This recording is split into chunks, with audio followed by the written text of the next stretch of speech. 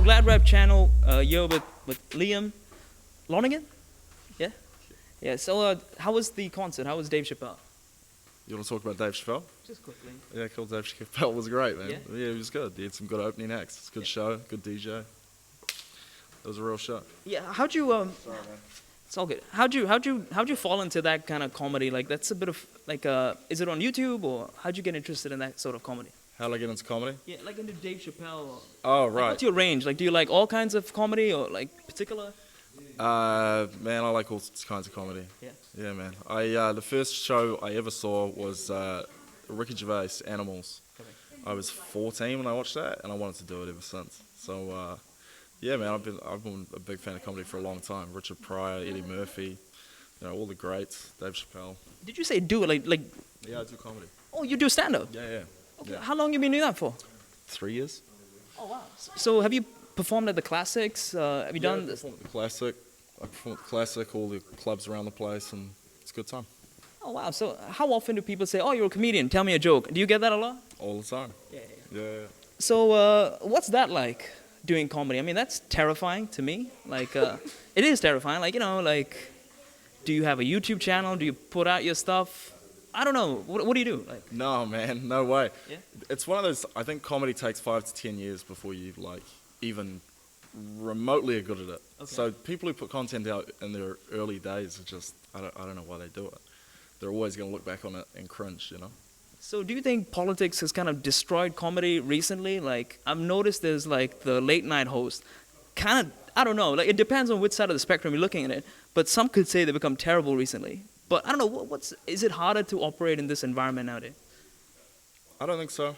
I think funny is funny, and the audiences find it funny. That's the thing that people don't realize. I mean, you can criticize a joke online, but you weren't at the gig when 300 people laughed at it.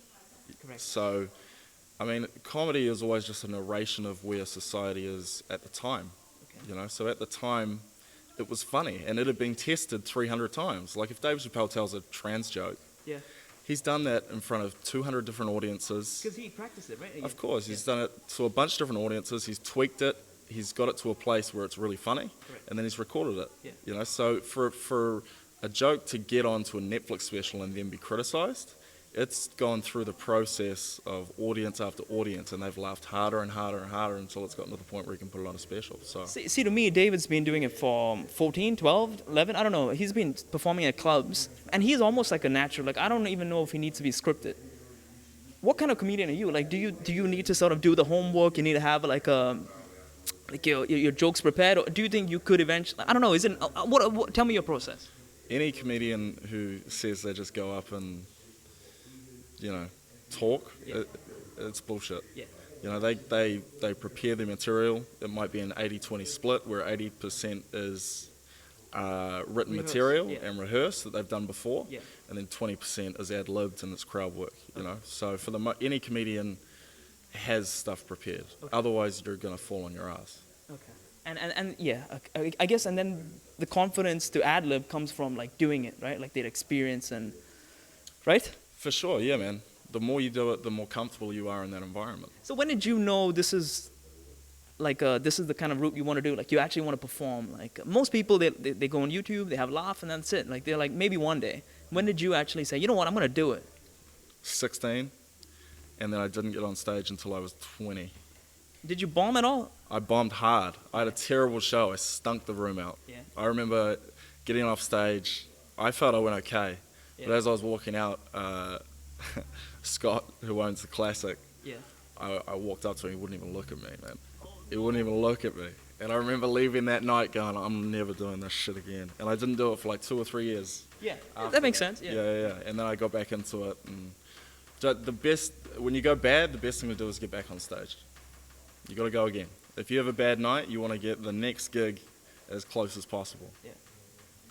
So, do you have your own podcast? Do you do stuff like that? Like, No, man, I have looked at it. I have looked at doing some podcasting. But, finding the right dynamic. I'm not Bill Burr. I can't do this on my own, So finding another comedian that kind of suits and, working out what you want to talk about. And everybody has a podcast now, and 99% of them are just trash. So if I'm going to do it, I want to make it good, and I want to have listeners that enjoy it. So what type of comedy are you like? Do you think eventually you like to take it on film? You like to take it on stage, or like do you make these like do you make the YouTube clips? I don't know. Like, what's your kind of where do you want to head with this? For me, it's just stage time. Okay. Write the material, you know, and perform it. Because there's no thrill like getting on stage and having an immediate reaction to a joke. It's way different. You know, you can release something on YouTube and get a whole bunch of comments, people saying, "Oh, that's great, that's fantastic," but it's just not the same when you've got 200 people in a room, curled over laughing. It's the best feeling in the world. Okay, so you're doing this regularly, like now you I don't know. Man, I mean, I try to get, if I can get 4 gigs a week, I'm going. 4 gigs. good, Oh, so yeah. you're doing this like legit. Right. Yeah. I just saw the Chappelle logo and I was like, okay. Yeah, okay. So how does comedy and boxing, like, how are you doing both?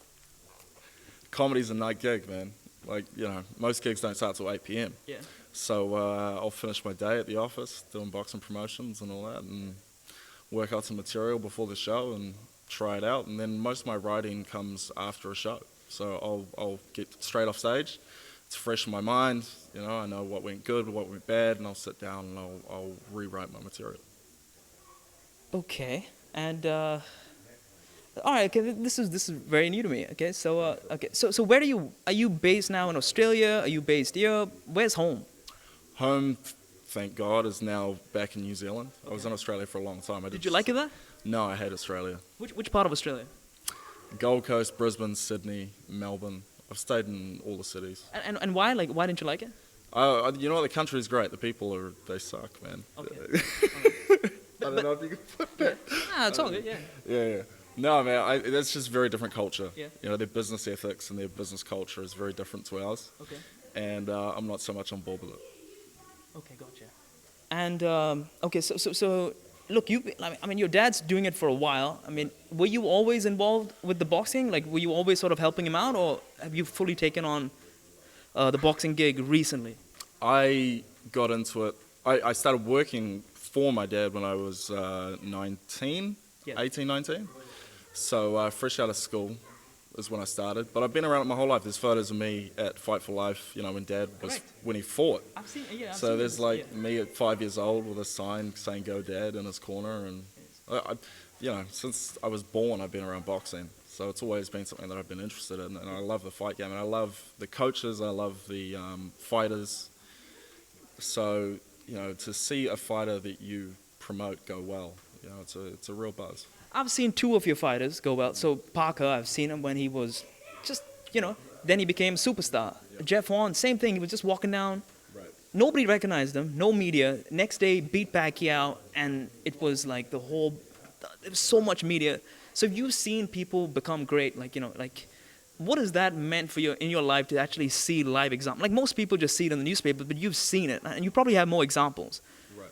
What has that done, like, for your, like, does that show you things are possible? I mean, I don't know. What's your mindset like? Well,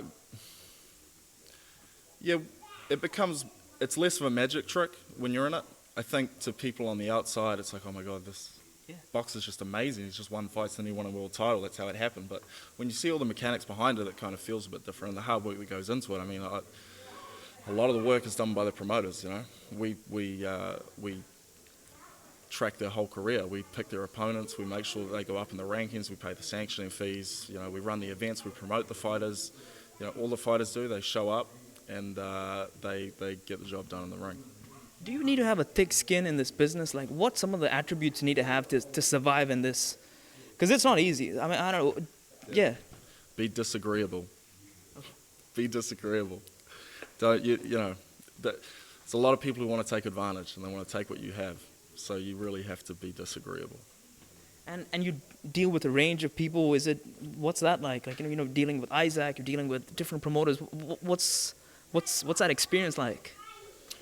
You got to take it at face value. Yeah. You know, there's promoters who are amazing, like Bob Arum. It's one of the joys of my career has been spending time with Bob Arum. Yeah. This dude's got legendary stories. You know, he promoted Muhammad Ali, Joe Frazier, George Foreman. You know, everybody you can think of, he's promoted. Floyd Mayweather and Manny Pacquiao. So it's amazing meeting people like that, I find. But you know, there's also other people that I don't necessarily get along with. And, just is what it is, part of the business. So, who are you managing now? So, are you managing Dave? I don't know. Tell me about some of the fighters, the stable of fighters. We've got the current IBF Cruiserweight Champion of the world, Jai Pryor. Okay. Jai won the Cruiserweight World title of Marius Breedis, who was Correct. He broke his jaw. right, broke his jaw on both sides, and won the Ring Magazine belt as well, which is considered the lineal champion, which is pretty amazing. So we're promoting him. We've got Miyamoto, who's going to be fighting for a world title in April. That's all I can say at the moment. We've got Andrei Mikhailovich and Jerome Pamplona are also out of this gym. They're both ranked top 15 in the world. So they're both of those guys are only 3 to 4 fights away from a world title shot. So we've got a lot of guys on our books and having a good time promoting them. What's Jai like? He seems to be like an incredible tough fight. He broke his jaw 2 places, as you mentioned. What's he like? I know people wanted to see Dave Light versus Jai. Again, maybe you could answer that also. Maybe is that something we might see in the future? Yeah, absolutely. I think that fight's imminent. I think it's bound to happen. I think Jai Pryor versus Dave Light will happen at some point. It's just a case of when the time is right. Dave's got to fight against Lawrence Okoli in his first world title shot. Yeah. And who knows what happens after that. I know Jai really wants to unify, and specifically for the WBO belt, he promised his grandfather before he passed away that he would win that belt. So if Dave was to win the WBO title, we would be on the phone to Isaac and his team and getting that fight done. And how do you deal with like Isaac? Like, do you take him to the office, or is it all on the phone? How is business done these days? Both, man. Well, I actually train here. I do a bit of training here, yeah. So how long have you been training him for? 3 or 4 months. Not very long. Me and Isaac, we got a good relationship. I can call him up anytime. We talk, 4 or 5 times a week. So yeah, Isaac's easy to deal with, you know. And it's for us. I think it's less business. Like there is a business element to it, but I consider him a mate as well. So I call him up and talk to him about anything. Wow, man, you're into boxing. Did you ever do rugby at all? Yeah, I used to play league. Yeah. Yeah. And did you like that? Were you? I guess maybe you still like. Do you like the combativeness of it? Like now you're in boxing. Is this, by the way, is boxing something you want to take up as well? No, I'm good. Yeah, I love the training. I love sparring, and I love sparring. I don't know. I might have a couple of fights at some point. I'm 27. If I can get 3 or 4 fights under my belt before I think once you're in your 30s, it's a bit dodgy. Yeah. Do you ever get people like heckling you when they know you're a fighter and you're a rugby player, or are they kind of like, do they not heckle? Well, firstly, they don't know that. So I don't really talk about it on stage. I just want to be funny because I'm funny. Yeah. I don't need to talk about my career path or anything like that. Does your comedy involve some of the boxing promotion at all? Like, I don't know, do you bring that up? No, they never cross over. Okay, never. So you keep it separate? Yeah, 100%. Keep it separate. Wow, okay, interesting. All right, predictions. How do you see Dave Light doing against Lawrence? Honest prediction? Yeah, honest, yeah. Honest prediction. Because that guy's good. Let's be honest. Yeah. I would love to see Dave go well in that fight. Yeah. But Okoli's got a massive right hand. Correct. And Dave mentioned this. Right. Yeah, no, of course, I'm sure he has. I think Dave Light's got a chance against Okoli because Dave's fantastic in the clinch. He can really get some shots off in the clinch. Good uppercuts, good hooks, good body shots, really good body shots. Can really hurt people to the body. So I think he's definitely got a chance. And Lawrence is one of those guys who comes in and he leans all over people. He's an ugly fighter, really ugly fighter. Okay. So if Dave can get the better of him in the clinch, I think it's really going to worry Okoli. Okay. But if Okoli comes in at a distance and comes through the 1-2 and hits him with a straight right hand, I think it's a real problem for Dave, and that could end his night. So it could be a short night, It absolutely could be a short night, but every night could be a short night. I mean, that's the risk you take in the ring. Okay. And do you think Lawrence is intimidated at all by Dave Light, or do you think he's seen it all? No, I don't think he's intimidated. So just another day in the office for him? Yeah, he's a fighter, and I'm sure Lawrence Okoli hadn't heard of Dave Light until he beat Clanton. Yeah. And the only reason he would have watched that fight is because he had to fight him next. So it's probably the first time he's ever seen Dave. It was a very close fight, so I don't think it's a fight that Okoli would have gone, oh wow, this guy's a beast. I think he would have gone, oh, that was a close fight. I take both of those guys out. So I don't think Okoli will be worried, which might work in Dave's favour, I don't know. But Lawrence is the real deal, right? 100% Lawrence is the real deal, man. It's amazing that he can make the weight that he is, because he's 6'5", 6'6". That's massive for a cruiserweight. Your average cruiserweight would be 6 foot max. So for a guy to be 6'5", 6'6" in cruiserweight and make under 91 kilos is pretty incredible. I don't know how he does it. I think he'll move to heavyweight eventually. Is this make or break for Dave? let's just say if he wins, then the world's his oyster. But if he still has options, right? Like there's still Jaya and still big fights. Yeah, there's still opportunities for Dave if he loses. It also comes down to how he loses and how he bounces back, who he fights on the comeback. Absolutely. You know, so it's really up to his promoter to work that out. All right. And Mia, how do you see that one? Mia? Mia's just going to dominate every round. You know, she'll win the world title, and I think she'll win any world title she'll fight for. You know, she's in a great position where she's at super bantamweight, and you've got Amanda Serrano in the weight division above. And I think Amanda in her last fight is starting to look a bit old, and those fights are starting to take a bit out of her. I mean, she's in her mid to late 30s, I think, now. She's been in some real wars, and again, she's going to fight Katie Taylor next, which is another war. Yeah. You know, so that's 3 wars in a row between Katie Taylor, the chick she just fought was at Erica Cruz, I think, and now back into Katie Taylor. Those are 3 very tough fights. So I think that she's very beatable for me.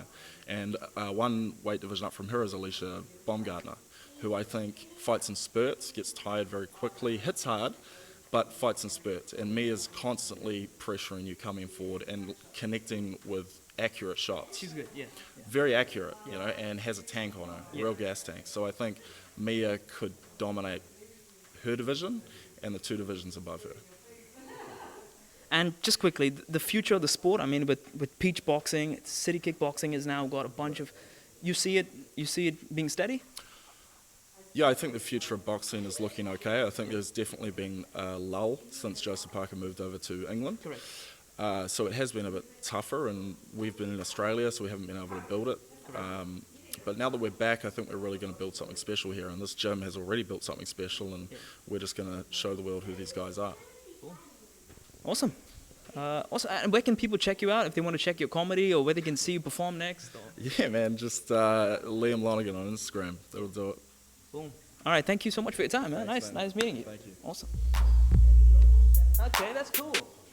Yeah, man, that's awesome. All I saw was the shirt, and I was like, that's Chappelle.